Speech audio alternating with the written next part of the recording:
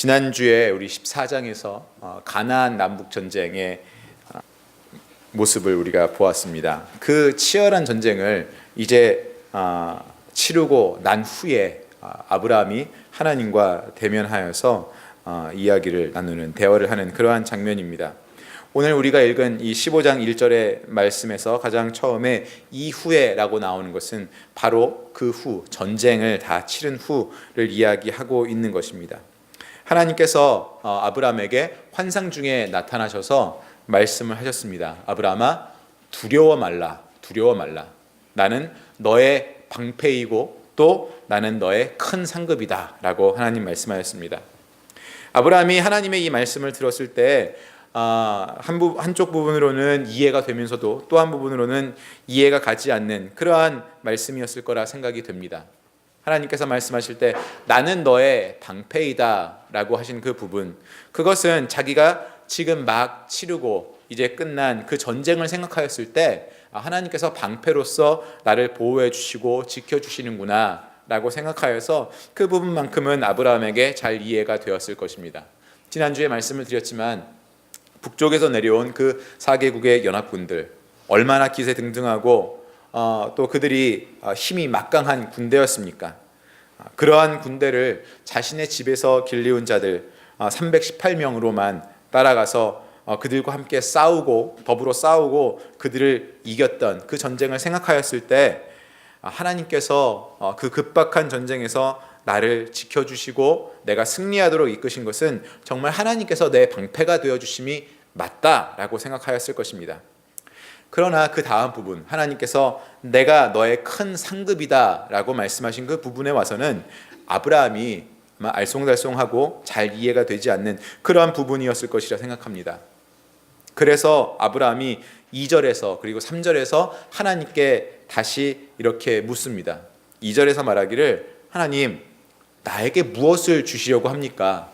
하나님, 나에게 큰 상급이라고 하셨는데 무슨 상급을 나에게 주시려고 합니까? 이렇게 2절에서 묻습니다. 내가 지난 전쟁에서 보아서 아는데 하나님 나의 방패이신 것은 내가 알겠지만 하나님께서 나에게 큰 상급이시라는 것, 그것은 내가 잘 모르겠습니다.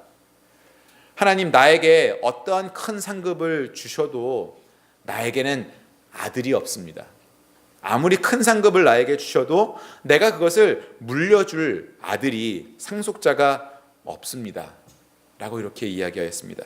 그래서 아브라함이 하나님께 이야기하는 것은, 그래서 하나님, 나에게 어떠한 큰 상급을 주셔도 나에게는 의미가 없습니다 라고 이야기를 하는 것이죠. 이 시대에 우리가 이 사람들의 성향을 잘 알고 있습니다. 풍습을 잘 알고 있습니다. 창세기에서나 또한 구약에서 우리가 본 바로 알죠. 이 사람들에게 아들을 갖는다는 것, 아들로서 그들의 가족을 잇게 하고 그 아들에게 자신들이 가진 것을 물려준다는 것, 이것이 얼마나 큰 의미였는지 우리는 알고 있습니다. 한국 사람들이, 요즘은 잘 안 그러시지만 한국 분들이 예전에 가지고 계셨던 그런 아들에 대한 중요성, 아들을 원하시는 마음들, 바로 이것이 이 창세기에 아브라함이 지금 하나님께 이야기하고 있는 그 내용과 일치한다고 봅니다. 그러나 아브라함이 하나님께 말씀드리기를 나에게 아무런 어떠한 큰 상급을 주셔도 아무 의미가 없습니다. 내가 그것을 넘겨줄, 물려줄 아들이 없기 때문에 나는 나의 집에서 태어난 이 종, 충실한 종 엘리에셀을 나의 후사로, 상속자로 삼아서 내가 가진 것들을 그에게 물려주려고 합니다. 이렇게 하나님께 이야기하였습니다. 고대 사회에서는 아브라함처럼 아들이 없고 상속자가 없는 사람들이 그 집에서 충성스러운 그 종을 양자로 맞아서 그 종에게 자신이 가진 재산을 물려주고, 그리고 그 종이 자신의 노후를 책임지도록 하는 그러한 경우가 있었습니다. 지금 아브라함이 하는 이야기가 바로 그러한 경우에 속합니다. 하나님 앞에서 말씀을 드리면서 하나님, 나는 내 삶의 한계를 알고 있습니다. 바로 그 한계는 뭐냐 하면 아들이 없는 것입니다. 3절에 보시면 아브라함이 하나님께 뭐라고 이야기하냐면 내게 씨를 주지 아니하셨으니 내 집에서 길린 자가 내 상속자가 될 것이니이다. 하나님께서 나에게 아들을 주지 않으셨지 않았습니까? 그래서 하나님도 아시지 않습니까? 내 삶의 한계가 무엇인지. 그래서 하나님 그 한계 안에서, 그 운명 안에서 나는 계획을 세워놓았습니다. 하나님, 바로 이 엘리에셀, 나의 충성스러운 종 엘리에셀이 나의 상속자가 될 것입니다. 아브라함의 계획이었죠. 자신의 삶의 계획을 하나님께 이야기하는 것입니다. 그런데 하나님께서 4절과 5절에 말씀하시는 바는 아브라함에게 그렇지 않다라고 말씀하십니다. 4절과 5절을 잠깐 한번 읽어보겠습니다. 여호와의 말씀이 그에게 임하여 이르시되 그 사람이 네 상속자가 아니라 네 몸에서 날 자가 네 상속자가 되리라 하시고 그를 이끌고 밖으로 나가 이르시되 하늘을 우러러 뭇 별을 셀 수 있나 보라. 또 그에게 이르시되 네 자손이 이와 같으리라. 하나님께서 아브라함의 그 계획을 다 들어보신 후에 말씀하십니다. 아니다, 아니다. 너 그 계획대로 살게 되지 않을 것이다.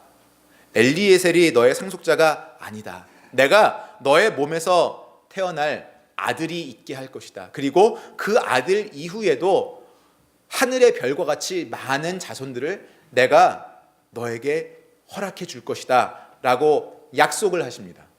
약속, 언약을 주시는 겁니다. 아브라함에게 언약을 주십니다.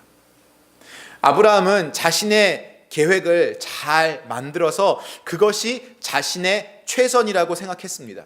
그리고 그 최선, 자기가 세운 계획에 따라 최선을 다해서 살면 그것이 자기 삶의 가장 큰 가치요 의미라고 생각했습니다. 그런데 하나님께서 4절 5절에서 말씀하시는 것은 아니다, 아브라함아. 네가 가지고 있는 그 계획, 그것보다 더 크고 더 낫고 더 탁월한 것이 있다. 그게 뭐냐 하면 나의 약속이다. 너의 계획보다 나의 약속이 더 크고 더 낫고 더 탁월한 것을 네가 기억해라. 이렇게 말씀을 하시는 겁니다.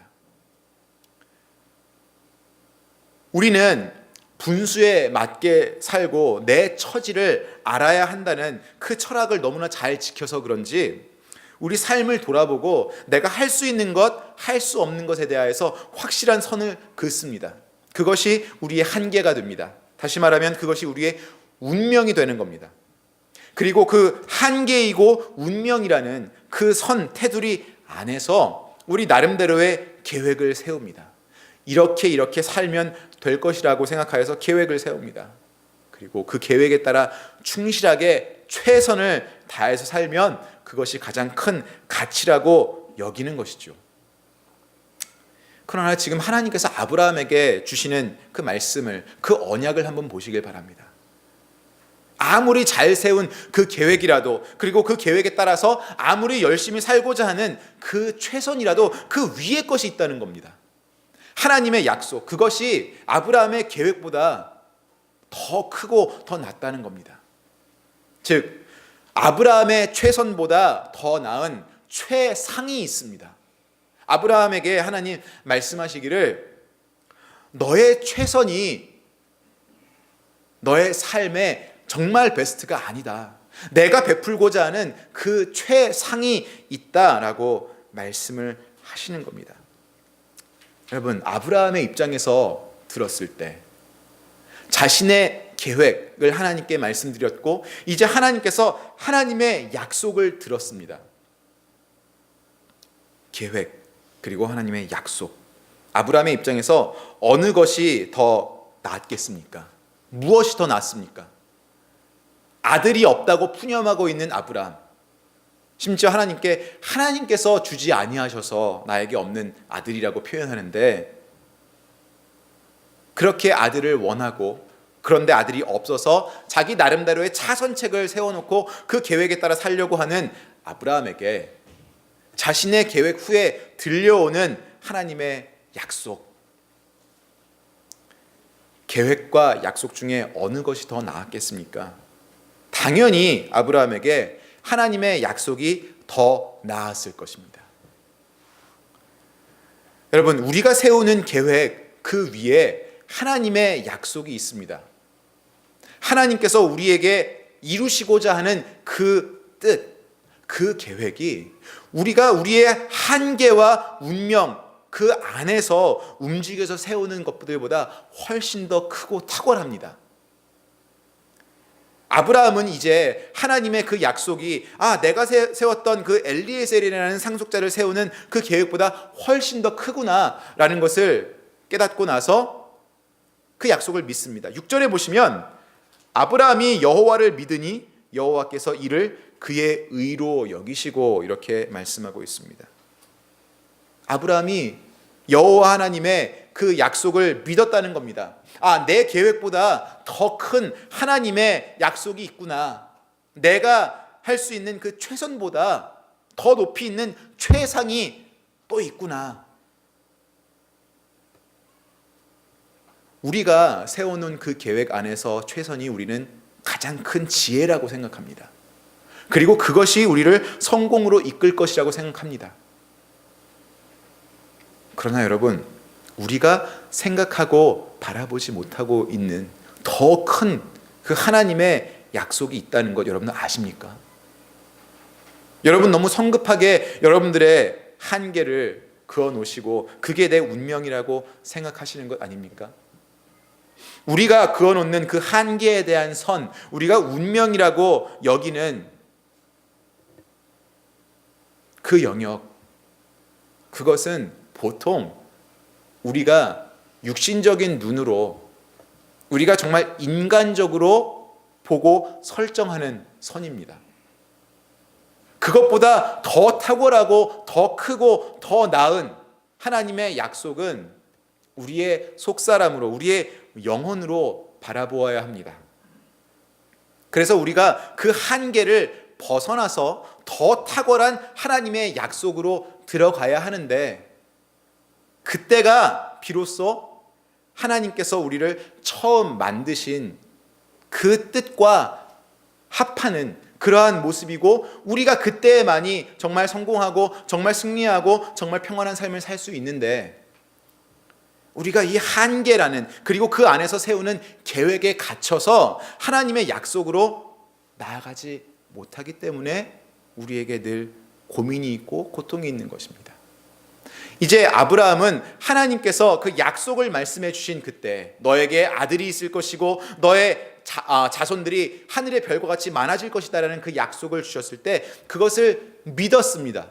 그것을 믿음으로 자신이 세워놓았던 엘리에셀이라는 그 계획을 벗어나서, 그 한계를, 아들이 없다는 한계를 벗어나서 하나님께서 주신 더 탁월한 그 약속의 영역으로 들어갔던 것입니다.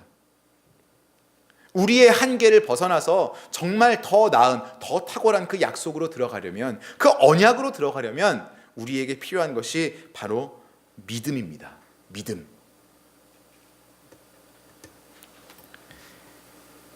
그런데 여러분, 이 믿음이 무엇입니까?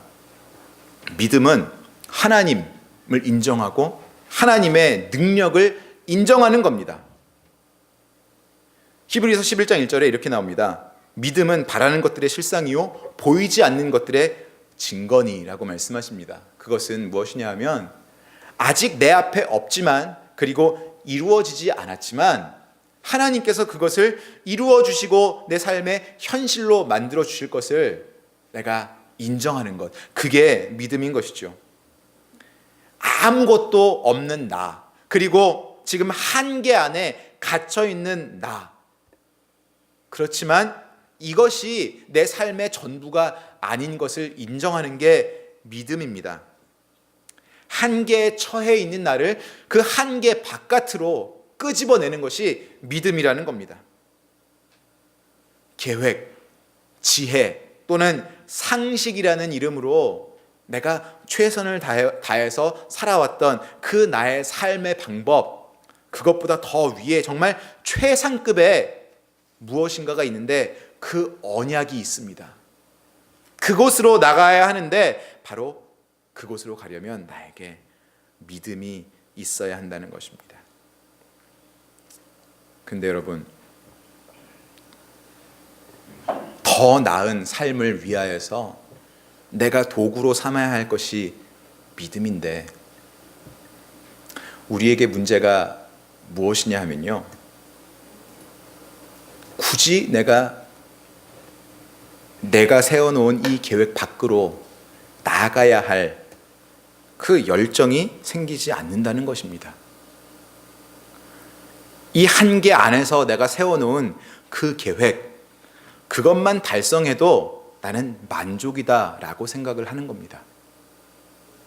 그러한 생각들이 우리에게 많이 있기 때문에 그 한계보다 더 탁월한 세계, 하나님의 약속, 언약, 이것을 바라지도 않고 바라보지도 않고 그 필요성도 모르는 겁니다.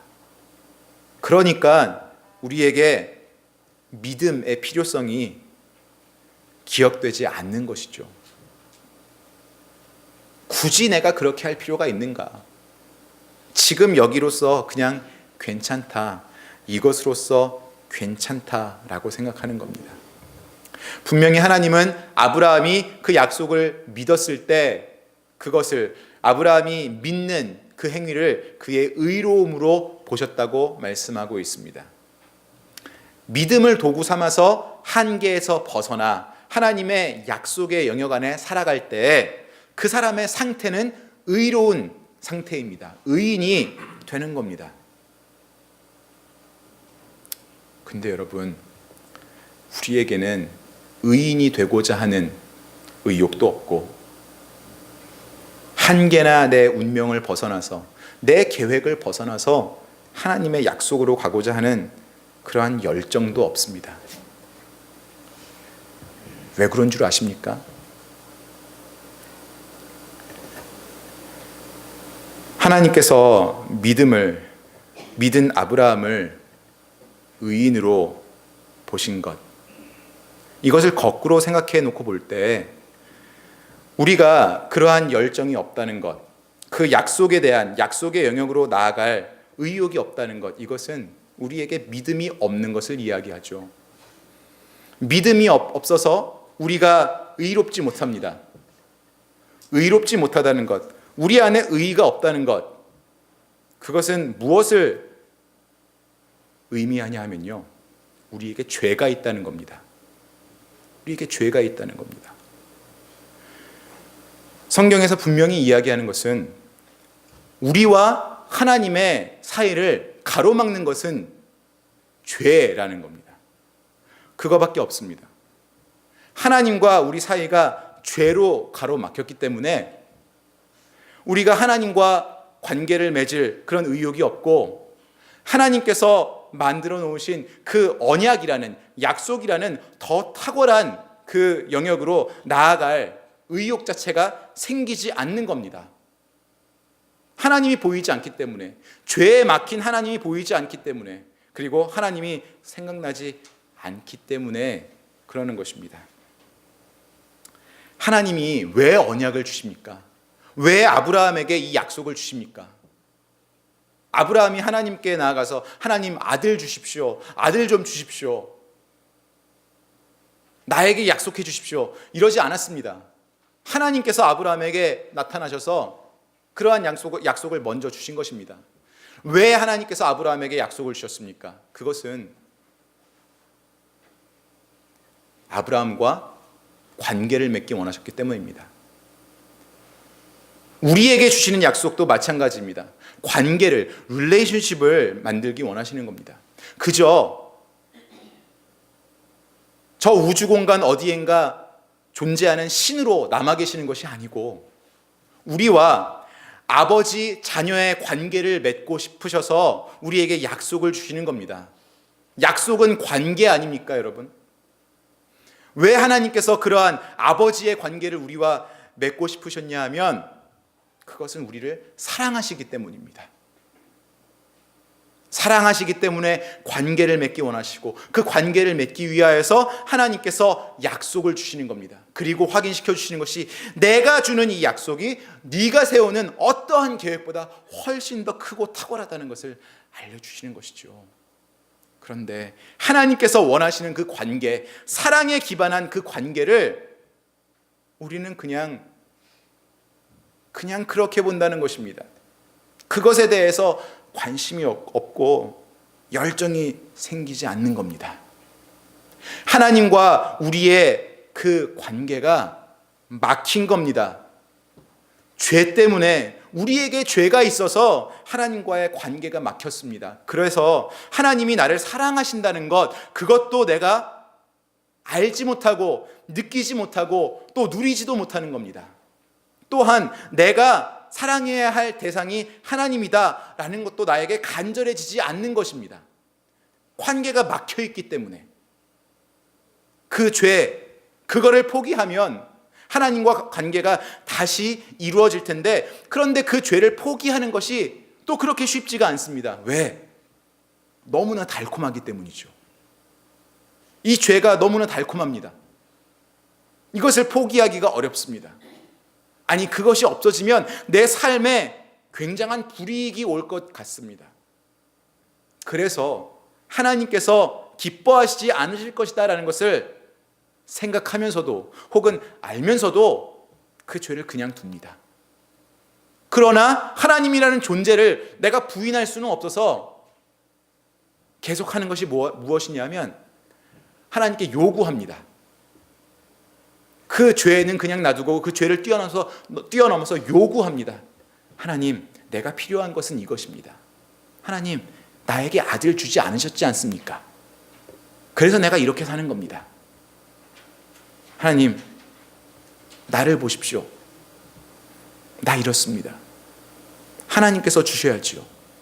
여러분, 요구하는 것은 관계가 아닙니다. 관계에는 사랑이 있는 겁니다. 그리고 우리의 죄가 거기서 드러내지지 않으면 우리는 하나님을 사랑할 수 없습니다. 즉, 다시 말해서 진정한 관계를 하나님과 누릴 수가 없습니다. 그저 계속해서 하나님께 요구만 할 뿐입니다.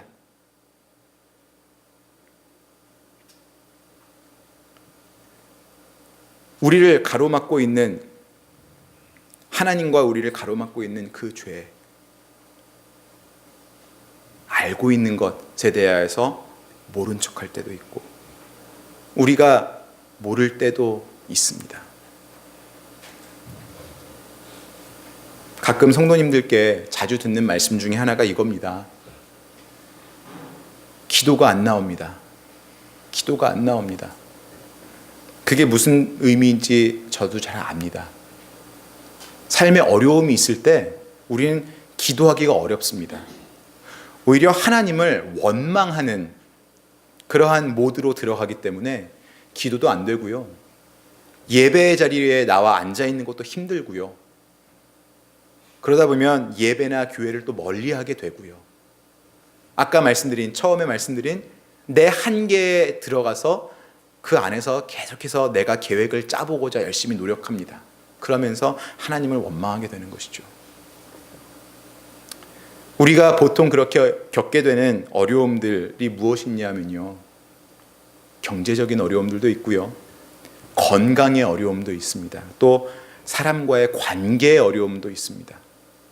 그런데 우리가 이야기할 때 이러한 어려움들 때문에 기도가 막힌다, 하나님 앞에 예배가 막힌다라고 표현을 합니다.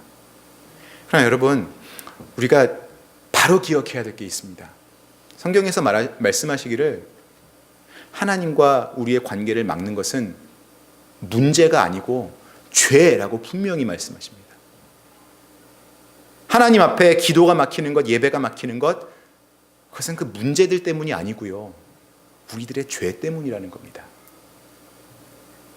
우리가 하나님 앞에 내어놓고, 정말 솔직하게 내어놓고 회개해서 해결받지 않은 죄가 있기 때문에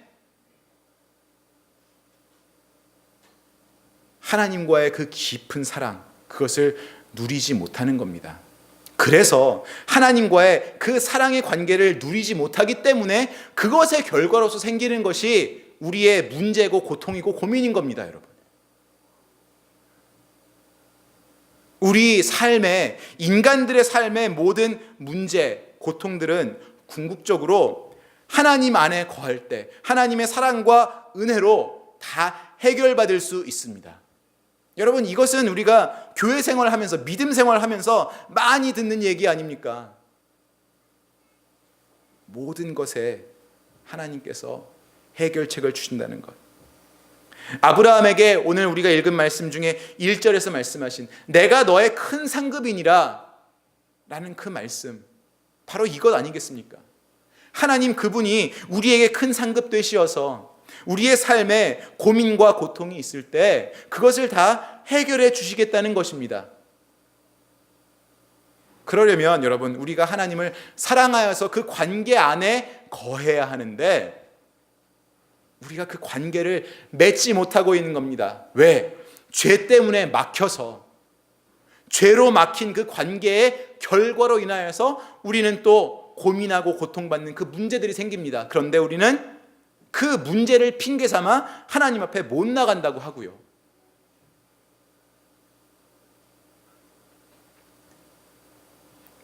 결국 여러분, 우리에게 아직 남아있는 그 죄악을 하나님께 내어놓아야 합니다. 그리고 그 죄의 문제를 해결받아야 합니다. 그렇게 함으로써 의로운 사람이 되어서 그 하나님의 약속 안에 거할 수 있어야 합니다. 더 이상 여러분의 삶을 그 한계 속에 여러분 스스로 가두어 두지 마십시오. 더 좋은 것, 최상의 것이 있습니다. 하나님의 약속이 있습니다, 여러분. 지금 여러분들이 이 삶에서 고민하고 고통으로 삼고 사시는 것, 그것에서 자유로울 수 있는 그러한 삶의 영역이 분명히 존재합니다. 하나님께서는 그것을 약속해 주셨습니다.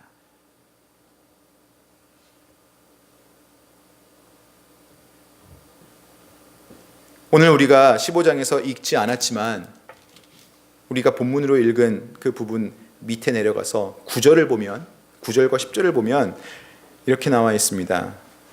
여호와께서 그에게 이르시되 나를 위하여 3년 된 암소와 3년 된 암염소와 3년 된 숫양과 산비둘기와 집비둘기 새끼를 가져올지니라. 아브라함이 그 모든 것을 가져다가 그 중간을 쪼개고 그 쪼갠 것을 마주 대하여 놓고 그 새는 쪼개지 아니하였으며. 자, 이것은 이러한 모양입니다. 제가 오래전에 수요 찬양 예배에서 한번 이 본문을 가지고 말씀드렸던 적이 있는 것 같습니다. 동물들을 가져다가 동물을 반으로 쪼갰습니다. 그리고 그것을, 그 반으로 쪼갠 것을 이렇게 마주 놓고 벌려 놓았다는 것이죠. 고대 사회에서는 서로 약속을 맺는 사람들끼리, 계약을 맺는 사람들끼리 어떠한 풍습이 있었냐 하면 그 쪼개놓은 동물의 사이로 지나가는 그러한 의식을 행하였습니다. 그 의미는 뭐냐 하면 내가 당신과 이 약속을 지키지 않으면 내가 이 쪼개진 동물처럼 되겠다 라는 맹세였습니다.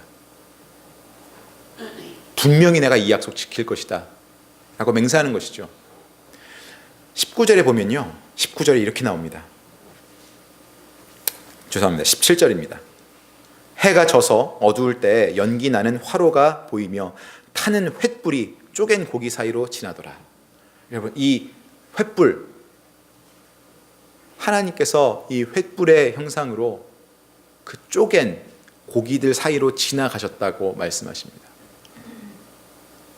하나님께서 그 맹세를 하신 것이죠. 내가 너에게 준 그 약속, 너에게 아들을 줄 것이고 너의 자손이 하늘의 별처럼 많아질 것이다 라는 그 약속, 그거 내가 반드시 지킬 거다. 그거 안 지키면 내가 이 지금 둘로 반으로 쪼개진 이 동물처럼 될 것이다 라고 맹세하시는 겁니다.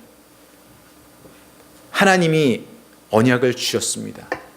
그리고 하나님께서 그 약속 지킬 것이라고 확인까지 시켜주고 계십니다. 하나님께서 얼마나 이 아브라함을 간절히 원하시면, 얼마나 사랑하셨으면 하나님께서 그러한 맹세까지 보여주시면서 그 약속을 확인시켜 주시겠습니까?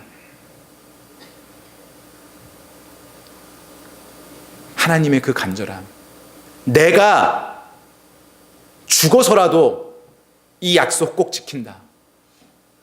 하나님의 그 간절한 사랑이 우리에게도 예수님을 통하여서 보이고 있지 않습니까?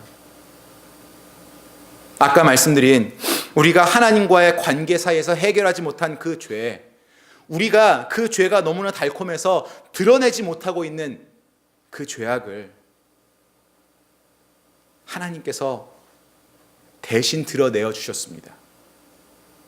그 죄악 때문에 우리가 의로워지지 못하는 것이고, 의롭지 못하여서 그 약속 안에 거하지 못하는 우리의 상태를 하나님은 아직도 원하시고, 우리를 그 상태 속에서도 아직도 원하시고, 우리와 관계를 맺기 원하시고, 우리를 아직도 사랑하셔서 우리가 포기하지 못하는 그 죄악들을 하나님 스스로 드러내 주셨습니다.